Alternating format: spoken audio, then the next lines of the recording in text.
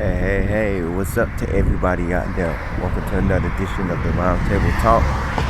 I am your host, C Money, and in this episode, we're going to go into a little bit of history, and case in point, my history.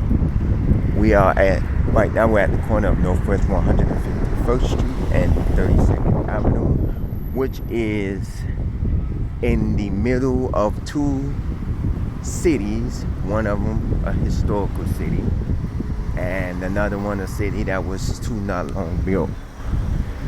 We're going to take you back into the 1800s. Now this street, 151st Street, I'm going to give you a little bit, divides two areas.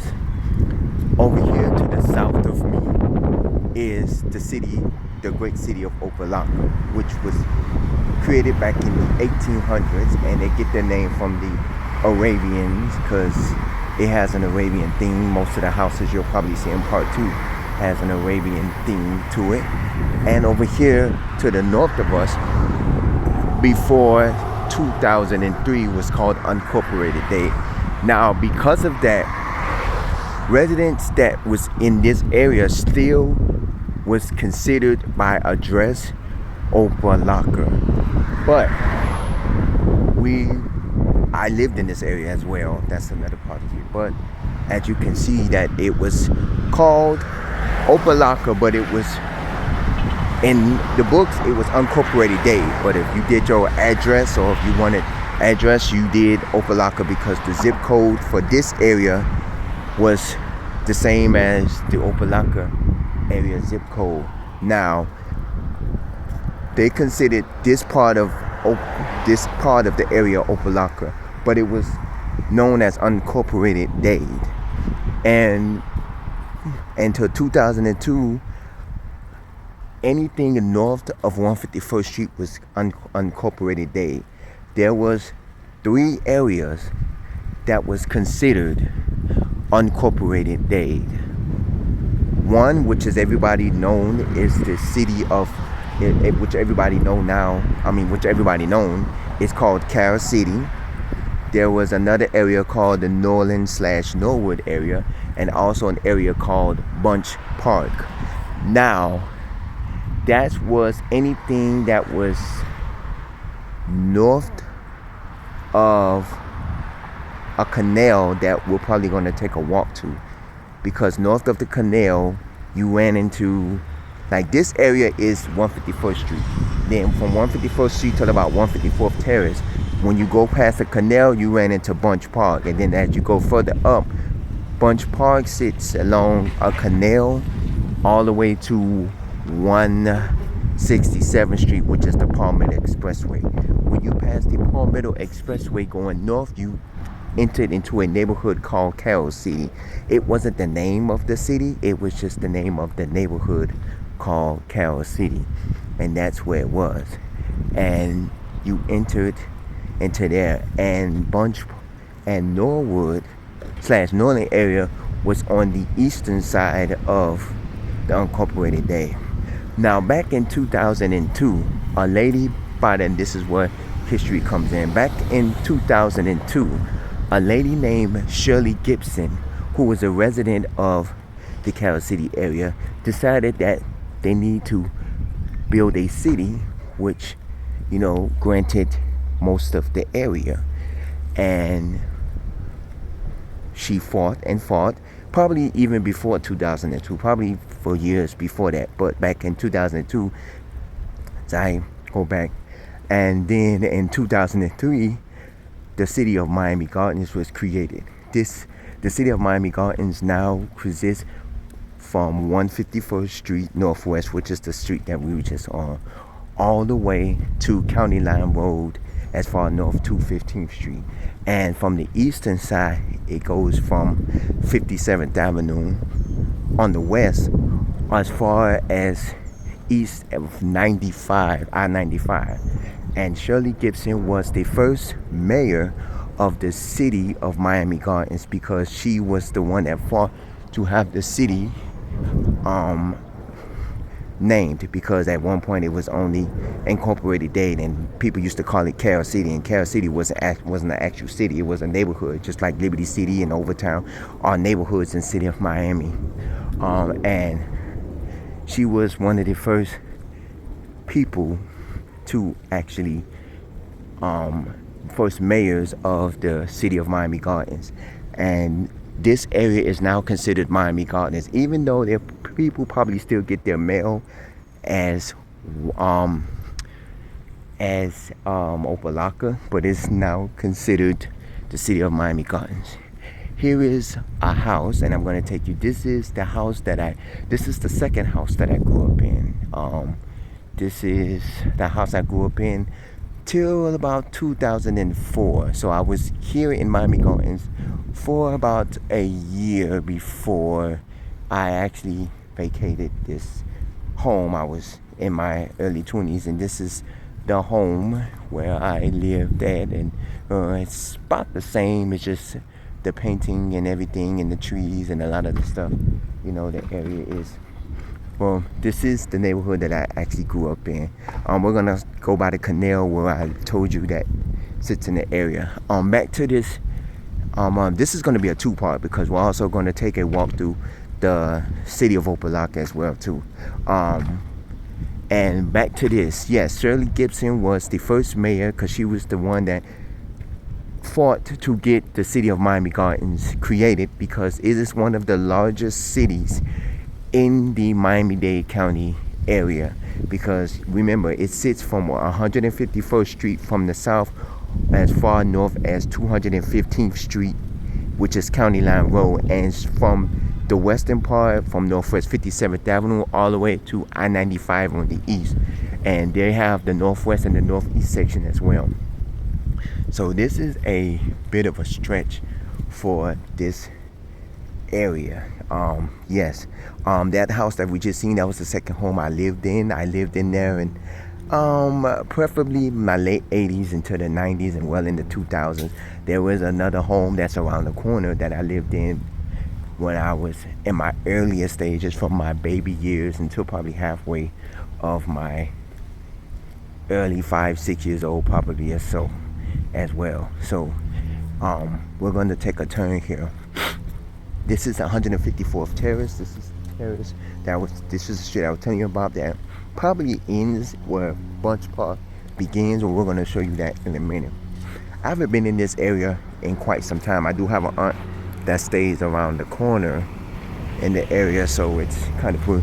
And a lot of the people that used to stay here when I was younger, some of the families will probably have gone and moved, and some of them are probably still here. But I know, like, the kids that I grew up with and went to school with probably are no longer in the area. I know a friend of mine is a manager at a restaurant that I used to live in the neighborhood with, at a restaurant that is in Broward. So I know they live somewhere up that way and stuff like that. So we're going to go to the canal, and then we're going to turn around and come back this way, because I want to give you an in-depth feeling of what I was talking about. Back to Shirley Gibson, rest in peace, because for a few years she was the mayor of Miami Gardens, and she decided at one point, I don't remember the exact year, to run for Congress against now Congresswoman Frederica Wilson. And she lost, of course, to Frederica Wilson, and she never came back into politics. She remained anonymous. She remained out of the eye till a few years ago when she passed away, and everybody remembered her because she was the pioneer of creating Miami Gardens and the first mayor of the city of Miami Gardens. She had health issues, if I'm not mistaken. This is the canal that I was telling you about that separates. Once you cross this canal, you'll be in the Bunch Park area, which is another neighborhood of Miami Gardens. And I used to walk this canal a lot, and sometimes when I used to have to go to where I needed to go from my house, I used to walk this canal. If you can see far over there's another street. That's the 37th Avenue Street, and over there is the Opa-locka Airport, which is probably a video we'll probably do later on down the line because Opa-locka Airport has changed a lot. So, and as you see over here, if you're trying to get a taking of what this is Monsignor, if I'm saying it right, Monsignor Pace Edward High School. It was a private school in here that was basically, their address was Opa-locka because remember, there were several schools that had addresses. Florida Memorial College, which is now Florida Memorial University, branded themselves, and in the city of Opa-locka, they put their address as Opa-locka, as well as St. Thomas University, which is a college that sits right next door to Monsignor. This way is also a college that branded their address as Opa-locka. But back when Miami Gardens started creating and Miami Gardens became a city, the actual addresses eventually changed. I guess this is someone's cell phone and it actually came to the point where they started changing their locations to the city of Miami Gardens. But over here, a lot of people, and Monsignor, my Opa-locka don't have a high school. If I've ever told you, certain areas of Opa-locka, all the kids got bused to Hialeah Miami Lakes Senior High School, which was a high school that was in the northern part of Hialeah. Hialeah Miami Lakes was a school that housed the northern part, that educated the northern part of Hialeah, the southern part of Miami Lakes, and majority of the Opa-locka students. Like some people from over here as well that lived in the Bunch Park area actually went over to Hialeah Miami Lakes as well. If you was a couple of streets, 2 or 3 streets over, you was going to Hialeah Miami Lakes, because over here, in this area here was where the bus stop was to go to Hialeah Miami Lakes. So, as you can see over the years, things have changed. So in certain areas of Opa-locka, you went to Hialeah Miami Lakes, or you end up either going to Carol City or Norland, which was the other 2 high schools that ended up being part of the Miami Gardens area. But Hialeah Miami Lakes is where majority of the Opa-locka kids ended up going. So this is, I believe there used to be a house, if I'm not mistaken, that was here. This is abandoned lot, A lot of the people that I know that used to stay in this area does not stay in this area anymore. We are going to walk the area for a little bit, then head back to 151st, because we're going to do a part 2 episode where we're going to walk through the areas of Opa-locka and give you an in-depth of that. Now Miami Gardens has grew to be one of the largest cities, like I said, in Miami-Dade County. And also, if you go, they have their own express service, which is like a little free shuttle that takes you in and out of the areas. This is a home. A lot of these homes have gotten remade, and this is 31st Avenue where we are. And there are a lot of people that still live in that area.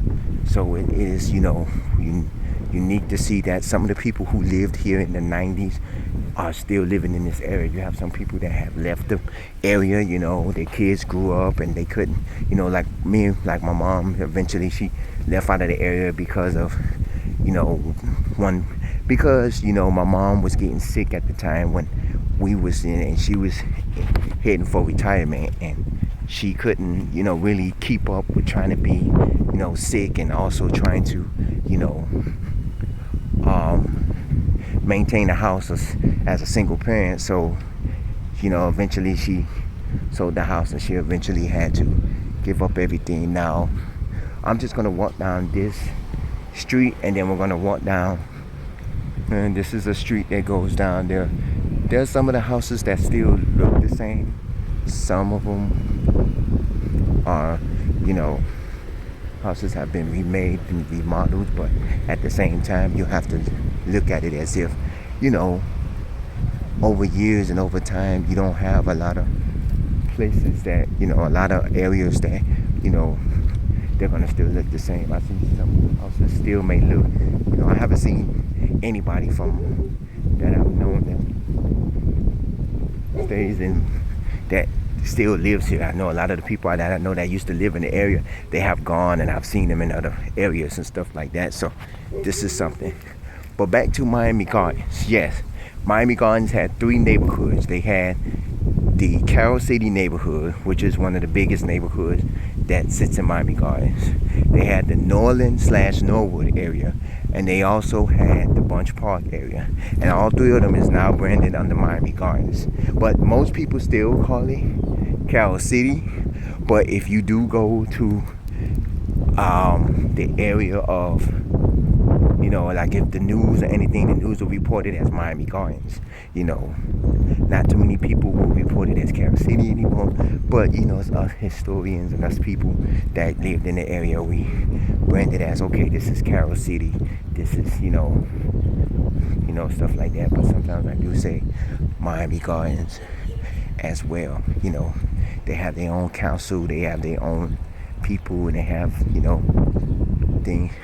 Okay, we're coming up to 153rd Terrace now. The orange building that you see straight ahead, not this building here, but the orange building straight ahead, was the first home of where I resided at. When I was born, I actually lived in this first home. So I actually lived there for quite some time, and I lived there for a few years before I ended up going to the second home. So I was showing you that home, and that's the first home that you see, the first home that I lived in.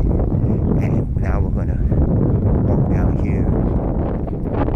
I'm giving you an in-depth feeling of the neighborhood. This is basically my history, but I'm also giving you the history about Miami Gardens, how Miami Gardens was created and everything.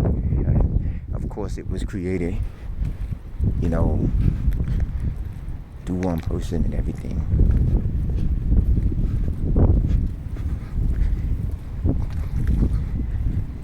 This was created, by Shirley Gibson, who was a Carol City resident. I can't tell you exactly where she resided, but she stayed in Carol City in the Miami Gardens area to where, she wanted to create a city, and she got it. Now, like I said before, I don't know if residents still put their addresses as Opa-locka in this area, but I just know that this is the area a lot of people, when they did their addresses, they used the zip code for Opa-locka, and also for the city of Opa-locka. They used the address, as the city of Opa-locka as their mailing city, because Opa-locka has a zip code, and Miami Gardens, of course, have a zip code, or Carol City, you want to call it, has a zip code where, and there, of course, mail used to come from Opa-locka since it was the closest post office there. So this is Northwest 29th Avenue. Now, many moons ago, I would say that this was an urban area. It was predominantly African American, but as you can see, back in the 90s, it was more predominantly African American and urban, but it has gotten to the point where it now has changed to a more diversified area. Well, I would say this, the city of Opa-locka was a diversified city because it was Hispanics and African Americans and Cubans as well that diversified the city. So this area was more of an urban area, and then in the recent years, they have migrated, and it has become one of the diversified areas, because of course Miami Gardens / Carol City was mainly an urban area where most African Americans reside in. This is a few of the houses. We're gonna go take a walk up this way. We're probably gonna end our video closer to the main strip, which is 27th Avenue and 151st Street. And this area it's not like an area that I would put as a nice, like a historical area. It's just what I'm giving you is a background of the area I lived in, and also the background of the city of Miami Gardens. Remember, it was created back in 2003, and it was actually way overdue because throughout the 90s and the 80s, they was considering Carol City wasn't an actual city. It was an unincorporated Miami-Dade. And a lot of people, you know, you couldn't put Carol City as your address. You couldn't put 2205 Northwest 209th Street, Carol City, Florida, because Carol City is not an actual city. It was just a neighborhood, just like Liberty City. You can't put that at an actual city. You have to put Miami because it's within the city of Miami, just like Opa-locka. Even though all of these cities are in Miami-Dade County, you have to diversify them in the cities and the city that they're in. So I guess when people started getting frustrated with it, that's when Shirley Gibson stepped in and said, hey, I'm gonna create a city for us people. This house still looks the same. It still looks like it's been since the 90s, even though probably, the people probably have changed hands, a lot of these buildings. But when Shirley Gibson probably said, hey, it's now time for us to actually get a city for us because I'm tired of living in an unincorporated day. And Shirley Gibson was the one who spearheaded, and we ended up getting the city of Miami Gardens. Now, a lot of these houses, I can tell you right now, I don't remember how they looked back in the 90s, but I can also tell you I don't remember half the people that lived in these houses. A lot of these houses got rebranded to where it looks different. Like straight ahead, if you see, there is a firehouse, a fire station that was created roughly, I believe, in the late 90s, early 2000s. It was created because there was a little walkway in the area over here by this gate. There was a walkway where if you wanted to do a shortcut to get to 27th Avenue, it was a walkway over here. And around the time that the fire station was created, they ended up, I remember this house because this is a friend of my brother's that used to stay in that house, so I remember that house. And I remember this house because a lot of that house had different roofs. And there was a walkway right there where you can walk through to get to 27th Avenue from that way, but it ended up being blocked off, and they put a wall there because they built the fire station and eventually it got blocked off. So it was a shortcut for us to actually get to 27th Avenue if we was going either further north. If we was going north to 27th, like to Miami, like the further into Miami Gardens or whatever, we walked that shortcut there to get to the bus stop to go wherever we needed to go, even though there was a bus that went down 32nd Avenue. So, and what you're seeing right here is Here's Help. Now, for those of you that don't know what Here's Help is, I believe there's several locations because this is the North Campus from what I was told. Here's Help is a drug rehab center for people who was on drugs, and it was very popular back in the 90s and the early 2000s. This is where people went at when they was on drugs. These are the little living quarters that they have where the people live at. They have a baseball field, I believe a basketball court is somewhere over there, where they had them where they played sports and stuff like that. So this was a very popular rehab center. This is one of the only rehab centers that I knew of that was here. I've never known anybody who actually went inside here because I've never known a drug addict or anything that stayed in here. But yeah, this was Here's Help, and it's probably still is called Here's Help. Well, I passed by here several times because I still come up here to Miami Gardens from time to time, you know, but you know, just probably go to like maybe get something to eat or something like that. But I've never actually walked through Opa-locka like this, you know, because or this part of Miami Gardens. We are at 151st Street, and this is, if I'm mistaken, 27th place or court. Yes, 27th place. I'm sorry, 27th place. I know it was one or the other. And so that's the corner of 151st Street and 27th Avenue. If you go down 27th Avenue from 151st, further a couple of feet up, you will see the sign that says "Welcome to the City of Miami Gardens." You know, there's a sign here by this church. If you can see the sign right there, there's a brick sign that says "Welcome to the great city of Opa-locka." And we're going to do a video about that in just a few minutes. We're about, and this is the area. This is 151st Street. Now, years ago, 10 plus, maybe 20 plus years ago, back in the early 2000s, there was a bus service that transported you from Miami Lakes as far west all the way to Aventura Mall. And it was one of the bus service that was frequent because for us back in the day, it was a bus. It was called Route E because at the time they also had letter numbers, and it was called Route E.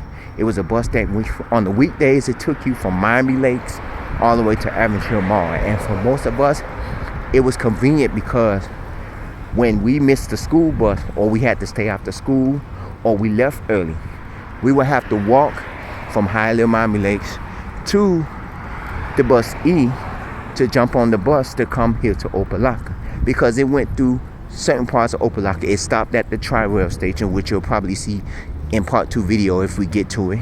And it also made several, you know, it also went through several adjacent areas of, it covered Miami Lakes, Opa-locka, North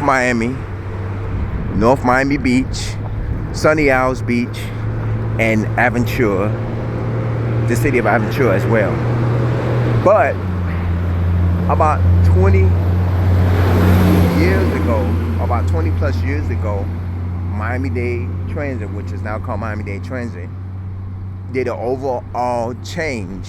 Well, they just did a recent change, but now they did an overhaul change years ago where the service got discontinued, where the e-bus was still existing. It got extended and it got shortened, where the bus used to serve the Golden Glades Park and Ride, and then when they did the overhaul change, the bus ended at Golden Glades Park and Ride, and they extended on the west side. But on the east side, it got extended from Aventura Mall to Broward County, Hollandale Beach Boulevard, where there was a Walmart where one of the former buses of Miami-Dade County used to go to, and got shortened, which made it more better for us Opa-locka Miami Garden area residents, because on the weekends the E used to go from Opa-locka Tri-Rail Station or from Opa-locka all the way to Aventura, and a lot of us, it stopped at 163rd Street Mall, which is a video that I did for you a while back. And it used to be where we would come here, like this is the area, we'll come here, we'll get on the bus here. If we stayed in the area, we'll get on the bus here. We'll either go to Aventura Mall, or we'll go to 163rd Street Mall, or we'll go to Aventura Mall, and we'll go hang out in the area. This right here that you're seeing that's passing us is the Opa-locka Express. It is like a shuttle bus that takes you around certain areas of Opa-locka, where the beginning of the route starts at the Opa-locka Tri-Rail Station, and it takes you around several Opa-locka areas. And you're gonna see it probably coming back before the ending of this video, because it goes down this way and then it turns around and come back, because it takes you around certain areas of Opa-locka. And it also connects with the Miami Gardens Express, which was created a few years back. The Opa-locka Express was created as a service because it was one of the few Tri-Rail shuttle services that Tri-Rail offered to its riders from each station, because a few years ago Tri-Rail had a shuttle bus that connected Tri-Rail riders from the Tri-Rail station to different areas along the Tri-Rail station, like Fort Lauderdale station, Opa-locka station. You know, a lot of these train stations had shuttle buses that took you to certain areas, because most stations have business areas and office buildings and office parks and stuff, where the people, when they get off, they would go to these certain office areas and stuff, and they would go to these certain areas to go to work. So they offered shuttle service. Now Tri-Rail discontinued most of their shuttle service a few years ago, and some of it got discontinued because of COVID, and others just got discontinued because Tri-Rail wanted to rebrand their service. And when they did that, Opa-locka was the only one that was left. But Opa-locka had two services. They had a regular Opa-locka shuttle, and they had an Opa-locka Northlink. The Northlink was the one that serviced not only the Opa-locka area, but it also serviced Miami-Dade College, which was a college, and it also serviced the Opa-locka Hialeah Flea Market, which is now closed. You know, and Mood, we'll do a story about that in the upcoming time. So we are towards the end of our video of the Miami Gardens Miami Gardens history area. If you know anything about this area, if you have anything or comments, you can email me roundtable00@yahoo.com. Don't forget to comment at the bottom of this page as well. If you lived in this area and you know much about this area, give your thoughts about this area. If you know much about it, let me know. This is C Money. I will see you in a few minutes, because we're about to do part 2, which is the Opa-locka video. So I will see you. Stay safe, stay blessed, stay hydrated, because it's hot, and I will see you in a few minutes. Take care.